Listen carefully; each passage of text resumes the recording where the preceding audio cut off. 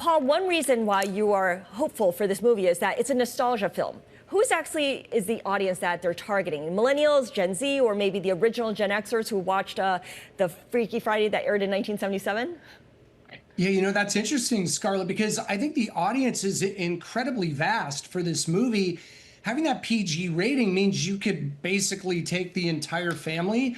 I think there is the nostalgia factor, and to think that Freakier Friday, the 2003 one, came out in 2003, doesn't feel like it was that long ago.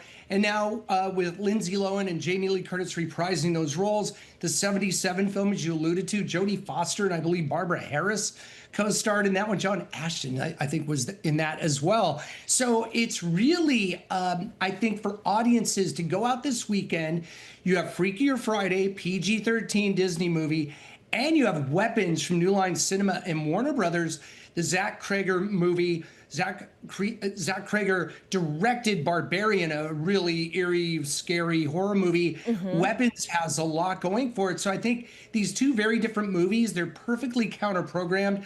Both are going to be going head-to-head. It'll be very interesting to see which movie comes out on top this weekend. Certainly. And of course, there's also a good narrative when it comes to Freakier Friday, right? Because Jamie Lee Curtis has won some Oscars. You also have Lindsay Lohan really making this comeback after some personal and professional setbacks. That was like 18 years in the making. So there's a curiosity factor there. Definitely. And I think that plays well in this month. I've talked about August as a movie-going month has been really cool over the years. Films like Body Heat, Apocalypse Now, Risky Business, Fast Times at Ridgemont High, Superbad, and Glorious Bastards. I could go on and on. I love the month of August.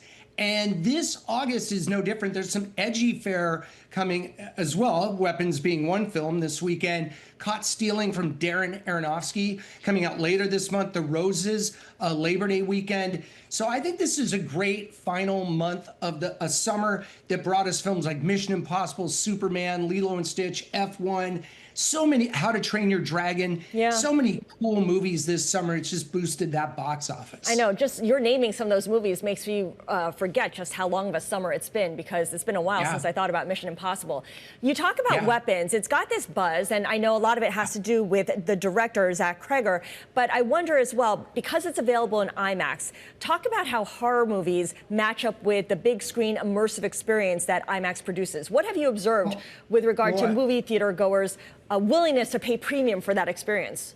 Yeah, I think they are. And we've seen that in our Comscore data that the premium formats, all of them have seen a boost in box office, especially in the post-pandemic era, where while people are still price sensitive, if it comes to a movie like Weapons or even a movie, let's say like Dune, Mission Impossible, Superman, Fantastic Four, they want the biggest possible experience, and audiences are willing to pay for it. But I always say, if people get this reference, My Dinner with Andre would not really work in IMAX, but certainly Superman and Weapons and other films like that play very well. And then the fact that we have comedy right now making a comeback with The Naked Gun that opened a week ago, Freakier Friday, Spinal Tap is coming up, Spinal Tap 2.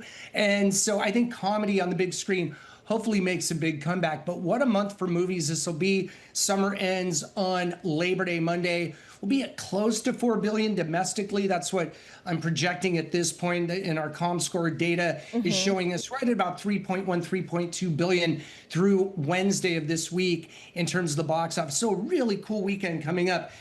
Something for everybody at the movie theater. Something for everybody. So, Paul, when it comes down to it, at the end of summer 2025, what's going to be the big hit that you think is going to come out on top here? Well, I mean, I look at a movie like Lilo and Stitch, which opened the same weekend as Mission Impossible. Those two films, Mission, Stitch, Possible, if you will, drove a record Memorial weekend, according to our Comscore data. And Lilo and Stitch is at over $1 billion worldwide. Some other great movies like F1's at $550 million, Superman at, I believe, $560 million, Jurassic World Rebirth at $770 million, and Lilo at over $1 billion. That, to me, is a pretty good global summer at the box office. Yeah, you mentioned Lilo, and of course, that's also a nickname for Lindsay Lohan as well. So thank you so much, Paul Dergarabedian.